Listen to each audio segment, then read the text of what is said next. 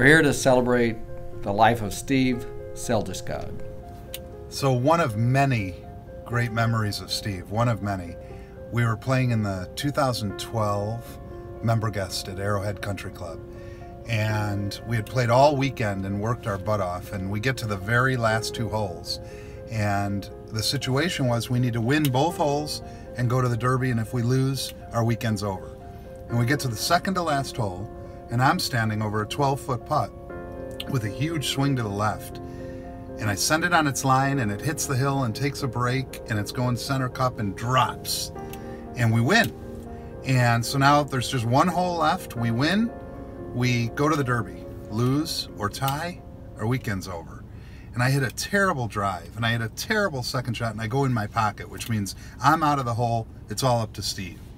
Steve bumps it up onto the green, and he's got about an 18-foot putt, and it breaks left, and then it breaks back right, and it's almost impossible. And we're standing on the green together, and right next to each other, and he says, "I don't know if I can do this, Glenn. You need to do this." And I go, "I can't putt for you." And he goes, I'm going to crap my pants. Right here, I'm going to crap my pants. And I said to him, "Steve, you got this. You just send it on. There's a certain line. You put the ball on that line, it's going in." And he says, You're right. I can do this. And you know what? Damn it. I'm Handsome Steve." And I go, "That's right. That's who you are." He stands over the ball and he hits it, and it takes the first huge swing, and it climbs the hill, takes another swing, and drops center cup. And the best part about it is we beat Dennis Casey to go to the Derby. That's one of many stories. I think the only thing I can say is, Steve, you're always going to be my best friend. I've known Steve for a lot of years now, and we had a funny story when we were in Cancun. We all went out for a big dinner, and we had a couple of drinks, and we ended up back at the condo, and everybody was pretty bushed from being on the beach all day long and drinking Steve's margaritas. We were sitting on the patio, and Steve said, "Well, let's do another shot of tequila." And I said, "Not for me, I'm going to bed." "Well, I put it in the freezer and it's all ready to go." So he goes into the condo and he gets it and brings it out on the patio, and I think it was Steve and I and my son Riley and Cecily, and he pours a shot for everybody. So we all did that, and Riley said, "Oh, that was a pretty good shot." And Steve puts it back in the freezer, and I said, "Well, I'm going to bed." And he goes, "Well, one more shot. And I said, "No, not for me, I'm going to bed." And I think Cecily went to bed too. Well, when I got up in the morning, Steve usually meets me on the beach at 6 o'clock to get our chairs, and he didn't get out of bed, and I thought, well, what in the heck is he doing? And I went into the condo and opened the freezer, and there was about an inch of tequila left in that full bottle, and that was it.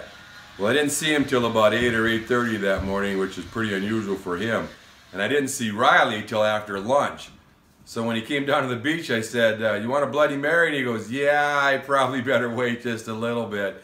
And it was well after lunch until he had his first Bloody Mary. But true to his form, he was mixing margaritas in the condo by mid-afternoon. And we started again on margaritas, and we had another great day, just as we always did on the beach with him. He was a great guy to go on vacation with. I was just out here about a month ago, and we were down at the lake. And Steve, in his usual way, he and I would get into these arguments about irrelevant things. I mean, we would get into arguments about the stupidest things. But one thing he said to me down at the lake about a month ago, about a month before he passed, he said, "Hugh, you need to talk less and you need to listen more to people." And he was being very crabby. He was in a cranky mood. But what he said really stuck with me, because it made me think of all the times that I learned so many things from him, how many lessons that he taught me, how to be a caring and loving human being, how to be caring of people, and how to love people. And that's going to stick with me forever. And that's just the type of guy Steve was, and I'm going to miss him. I'm going to miss him a lot. He always put his friends first, and for that we're forever grateful. And to his family, and the friends that are not here that wanted to be here today. This is a very, very hard time for all of us, and we can't imagine what the family of Steve is going through, but our heart and prayers go out to their family. Well, the history of Steve and I, we go back 10 years maybe. And I remember all the great times we've had throughout the travel experiences. He's showed me so much in life, from the times in New York City to the history of the Irish pubs and and the cruises we've been on, the golf courses that he set me up on in St. Kitts and St. Croix, and the times that we spent in Cancun on the catamaran, and just sitting on the beach, basically. The times when he would say, you know, I say, man, it is a beautiful day out. And he goes, well, it doesn't suck. So the memories that I've had with him are all positive. There was no bad times ever. The times we spent at the lake with the campfires till midnight and dancing on the end table in our little cabin, and Sarah getting angry with him. It was the funnest times I've had with him. He was a special, great guy. I miss you, Steve. He was always positive. When we would have a little too much to drink and we'd argue, or we'd start complaining about something, he'd say, how about those Vikings? Yeah. And it was his way of telling us, guys, let's stop it. Let's go have fun. But he had a positive attitude on everything he did. Yeah. Family, he was a tremendous husband. He was a tremendous father. And he made all of us better. You know, he kept us in line. He was one of the few that would keep me in line and say, you know, that's enough. Yeah, 6 pickles. Six pickles. Vikings and pickles. Yep. Steve owned the Subways. I don't know, most everybody knows that, but we would golf on Wednesdays. 5 of us would go out 10 in the morning and play till dark. My wife could never believe we could play that late at night. And I said, well, you need to come out and watch sometime, because the last hole, there'd be lights from the golf carts on the green to finish. And the first 30 minutes of playing, I think I complained all the time. I know, it's shocking. It's shocking. But Steve would say, 6 pickles, Donnie, 6 pickles. I go, what do you mean 6 pickles? He says, just keep it simple. Don't worry about it any more than you have to, and just 6 pickles. All I want my employees to do is 6 pickles. Not 7, not 5, 6. Just do what you're supposed to do, and everything will be fine. So you heard that all the time with Steve. Whenever you started complaining, 6 pickles, 6 pickles. Yep, he knew how to keep it going, didn't he? Yeah, he sure did. I know we wanted to take him on the trip to Phoenix. We had the jet lined up. We had the room lined up. It was a 8-bedroom, 8-bath. He couldn't decide. He said, well, if you give me a room with a window and you give me 6 strokes aside, I'm in. I said, okay, it's done. He needed a bag of peanut M&Ms with without no green ones. So I went and bought a bag of M&Ms, peanut M&Ms, and cut it open, dumped them all out, took all the green ones out, filled it back up, and put it together. He didn't know the difference. He says, there's no green ones in there. That's what you wanted. I ate them all, by the way. So Steve says, you're really going to give me 6 strokes aside? I said, yeah, but I said, Steve, the bad thing is we all get 6 strokes aside. Yeah. He goes, oh, I never thought of that. And he had a great time, didn't he? Yes, he did. Yeah. And probably played better than I did, but better than most. Yeah, everywhere you go with Steve, he would never, he would wake up first thing in the morning and he would go till midnight that night. Yeah. That guy was the Energizer Bunny. He would never, ever quit. Nope. There would be times I'd ask him, I go, man, didn't you drink last night? It'd be like I get up at 8:30 in Cancun and he's already watched the sunrise. Yeah, a Bloody Mary. Yeah, a Bloody Mary. That guy, nothing fazed him. He was awesome. Yeah, Bloody Marys in the morning, beer till through noon, and then margaritas. And happy hour at 4. Yeah. And then a cigar. I always had to have a cigar. Yeah, we'd get up and he'd bring just a jug of Bloody Marys there in the morning. You want one? Sure. Yeah, Reggie started hanging around with us before he was old enough to. Yeah, this was after I was 21. Everybody's watching. Yeah, we didn't see no illegal substances to Reggie. That's right. That's right. Had my first cigar with Steve. Golf game went downhill. Yeah. He did do well at the end. He was chipping really Yeah, good. That guy At the end, was shockingly good at chipping at the And end. then one of the best things I ever thought was when he went to the claw grip. because he was an amazing putter when he went to the claw grip. And Jeff always wanted him to get away from the claw grip, but the claw grip was the grip. Well, that I always he, thought Steve thought it was a penalty if it went past the hole. So then he'd come up short and he'd go, "I know, Jeff. I know. I know." Yeah, it got to be the thing that whenever somebody had come up with a putt short, oh, Steve.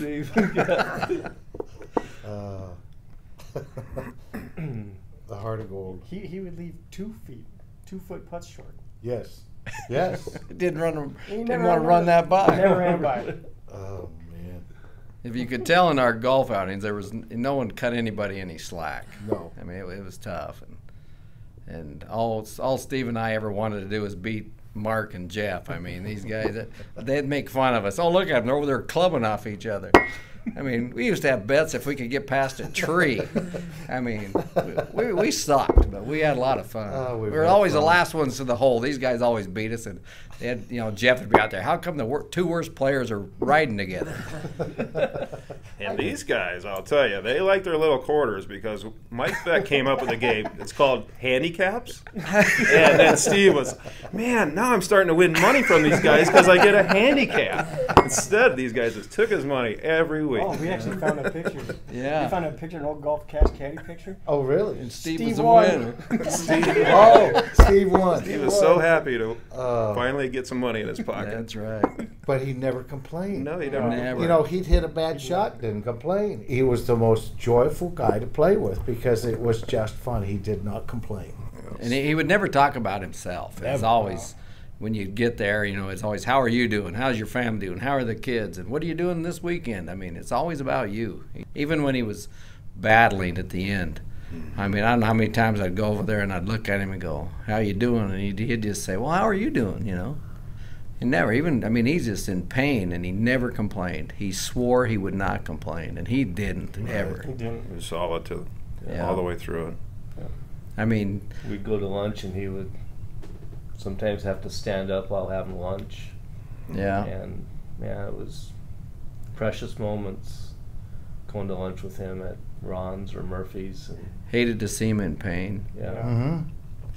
I remember when my mother-in-law passed, my brother-in-law got up and talked at the funeral about how their mother taught him everything, and she even taught him how to die at the end. And I'll never forget that. And Steve did the same thing. I mean, if I die, I want to be like Steve. I do too. Never complained. I saw him on Tuesday, and everybody knows I talk too much, and I've told the same story over and over, and Steve started calling him, well, that's 32B story. Then I'd start another one, he'd go, oh, that's 14. But I was in his bedroom, and he says, Jeff, he says, I can't talk much, but he says, I just like hearing your voice. And I go, Steve, wow, you're pretty sick when you really like hearing my voice. But he was just amazing all the way. Yes. Yep. Even the day I went to see him, it wasn't about how he was doing it. He wanted to know how I was doing, and he apologized to me, and he said, I'm not doing so good, buddy. And I just thought, man, you don't have to apologize to me. You're the toughest guy I know. He said, well, I don't know about that, but I'm trying. And to that day, he still did not want to quit trying. He wanted to live. He wanted to see his kids grow up and get married and be happy, and wanted to see what they become. And he just, what Sarah did for Steve, for those for over 2 years, she never left his side. Mm-hmm. She was a true champ. I mean, unbelievable what she did. I totally agree. And I have to say that the relationship you and Steve had was incredible. We went to the Lusk Eclipse, and Steve didn't think he could make it with the pain. So Donnie lined up 2 big buses, and we drove to Lusk to see the eclipse. We get there. Steve had Subway sandwiches lined out for lunch. We had champagne. He had all set up, didn't he? We played 18 holes of golf, had steak and wine, that was a pretty special day. That was But never. you put that together, and Steve, I know, really appreciated that. Yeah. He didn't want to go. He said, I can't make that trip. And I said, we're going to get you there. If I have to put you in the back of a pickup and haul you on a mattress, we're going to make it down there. And he said he'd go, so we lined up the bus, and so he could lie down. He couldn't sit very long. I mean, what a fun trip that was. That's a was highlight, How yeah. fun. Pretty special. Lusk, Wyoming, who would have ever thought? I think we were the only ones at the golf course. We There were the wasn't only many ones of at the us. golf course. Yeah, except for the newspaper. Yeah. Yeah. We were the only ones at the golf course. That was pretty awesome. So we would play 30 or 45 holes of golf, and we'd go to Stonewall's and eat afterward. We had our own table, and one time they had a picture of Steve, says, what was it, world's best putter. Putter, yeah. But we'd go up, and the waitress always knew Mark had his butter, and everybody had their special. Well, Steve accidentally put his sour cream. Oh. He thought it was sour cream. It's It a was horseradish. on his potato. He ate it. Yeah. Tell him about the cigar up on 14. So Steve had a lesson, and the pro said, well, put this board down there and don't hit the board. It'll keep you from slicing. So we get on 14T. It's about 95 degrees. The wind's blowing. It's real dry. And he didn't have a board, so he thought, I'll put that cigar down there. It's lit, by the way. He hits the cigar. It goes down into the tall grass, and we can't find it. And we looked and looked and looked. And we knew, I said, you're going to burn Juan's house down. So for 2 hours we worried about going back up 15. We're going, hey, Steve, it's on smoke up there. He said he'd never do that again. And he didn't. But yeah, he set that down there, and that was pretty funny. Yeah.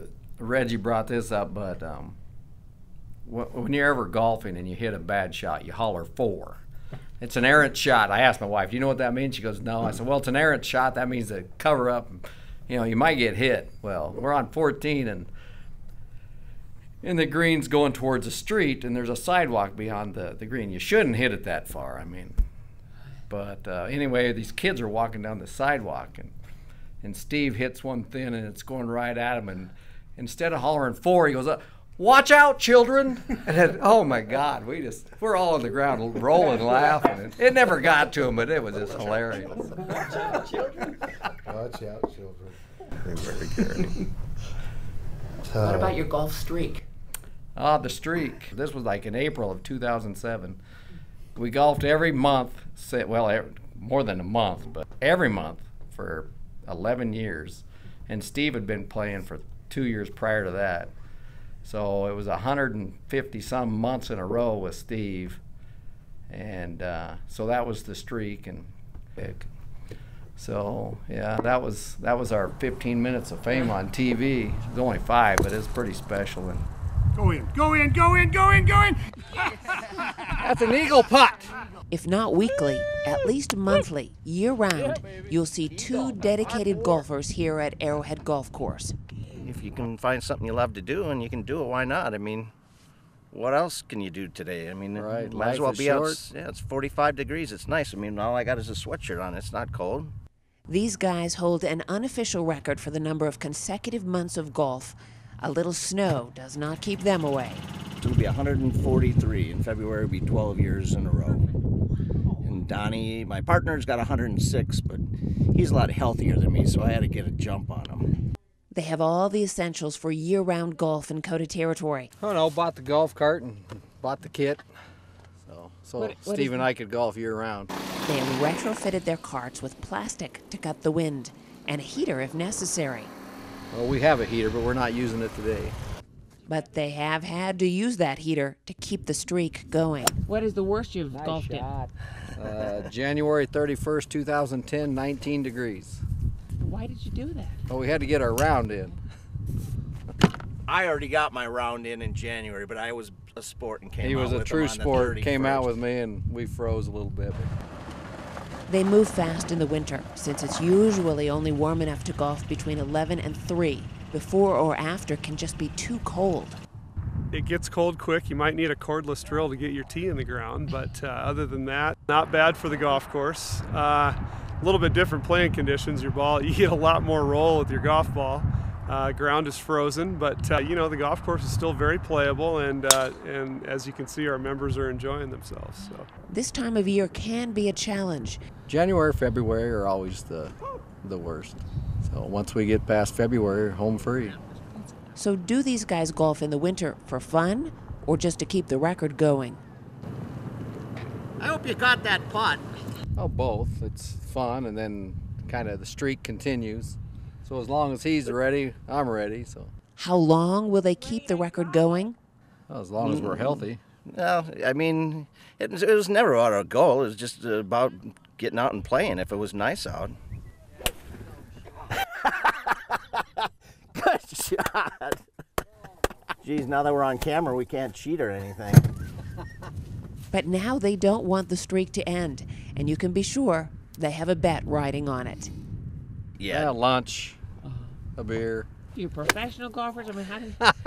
Well, we're professional golfers. I mean, somebody usually wins money, so I guess that would constitute a professional golfer. Many of you told me I was a good friend to Steve, and I truly appreciate those kind words. But Steve was the true friend.